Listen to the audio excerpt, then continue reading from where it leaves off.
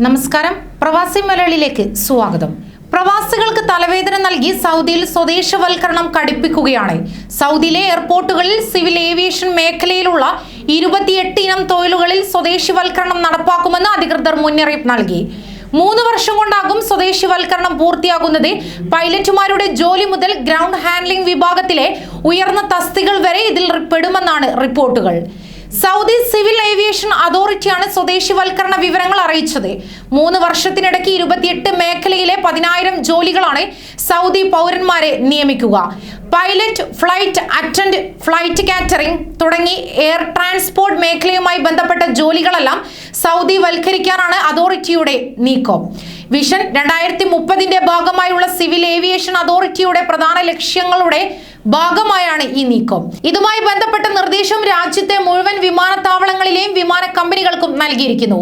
പുറമെ maintenance and corporation, contracting കമ്പനികൾ, സേവനദാതാക്കൾ എന്നിവർക്കും നിർദ്ദേശം പോയിട്ടുണ്ട്.